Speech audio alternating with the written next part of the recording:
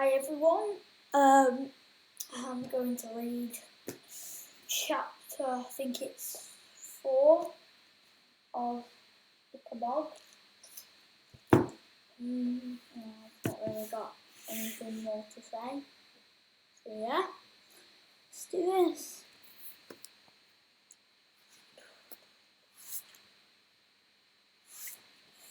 Chapter 4.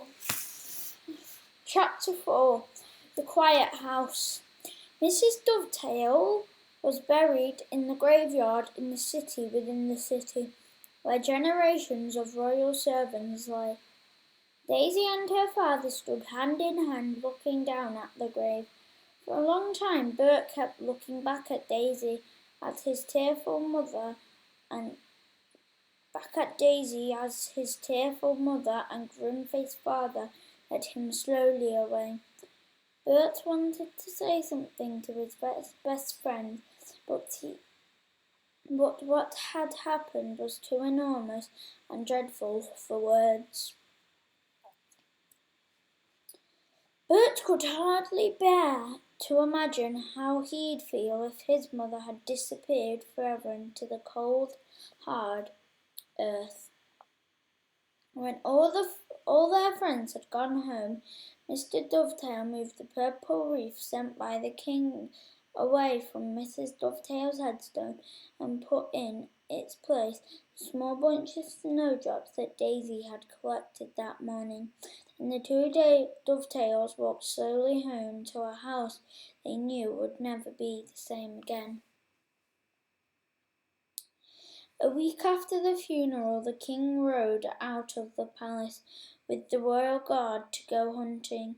As usual, everyone along his route came rushing out into their gardens to bow, curtsy, and cheer.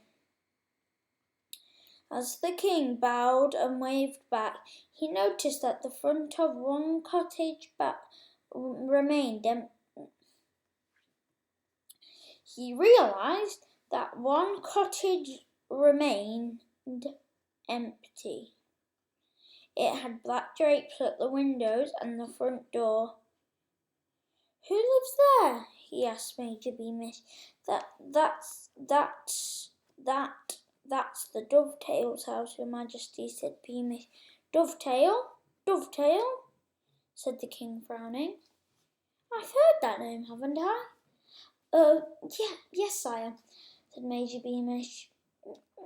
Mr. Dovetail is Your Majesty's carpenter, and Mrs. Dovetail was Your Majesty's head seamstress." "Ah, yes." King Fred hurriedly, I remember, and spurring his milk-white charger onto a canter, he rode swiftly past the black-draped windows of the Dovetail's cottage, trying to think of nothing but the day's hunting that lay ahead.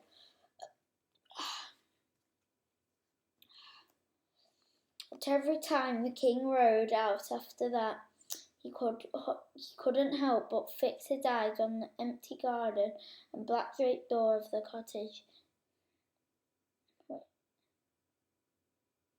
Black-draped door of the Dovetail residence, and every time he saw the cottage, the image of the dead seamstress clutching that amethyst button came back to him. Finally, he could bear it no longer, and summoned the chief adviser to him. "Herringbone," he said, not looking the old man in the eye, "there's a house on the corner on the way to the park. Rather a nice cottage, largest garden. The Dovetail house, Your Majesty." "Oh, that's who lives there, is it?"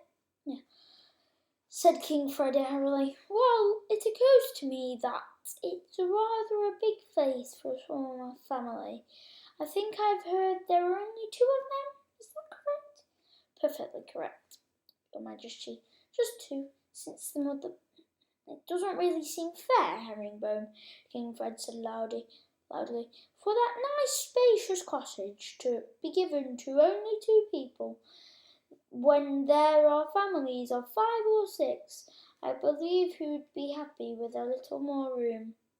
You'd like me to move the dovetails, Your Majesty? Yes, I think so, said King Fred, pretending to be interested in the tip of his satin shoe, or satin, I don't know. Very well, Your Majesty, said the chief adviser. With a deep bow, I shall ask them to swap with the Roaches family, who I am sure would be glad of more space. And I shall put the dovetails in the Roaches' house. And where is that exactly? Asked the king nervously, for the last thing he wanted was to see the black drapes even nearer the palace gates. Right on the edge of the city within the city, said the chief adviser, very close to the graveyard. I have no need of details, just make it happen. Don't know what that was for. Herringbone, there's a good chap. And so Daisy and her father were instructed to swap houses with the family of Captain Roach, who, like Bert's father, was a member of the King's Royal Guard. The next time King Fred rode out, the black drapes had vanished from the door, and the Roach children, 4 strapping brothers, the ones who'd first christened Bert Beamish, Butterborn, came running into the front garden and jumped up and down, cheering and waving flags. King Fred beamed and waved back at the boys. Weeks passed, and King Fred forgot all about the dovetails and was happy again. I'm afraid I'm going to have to say goodbye because that is the end of chapter 4.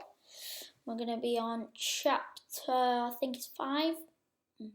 Count 1 more than 4 is 5, isn't it? But yeah, see you probably not tomorrow, but yeah, bye.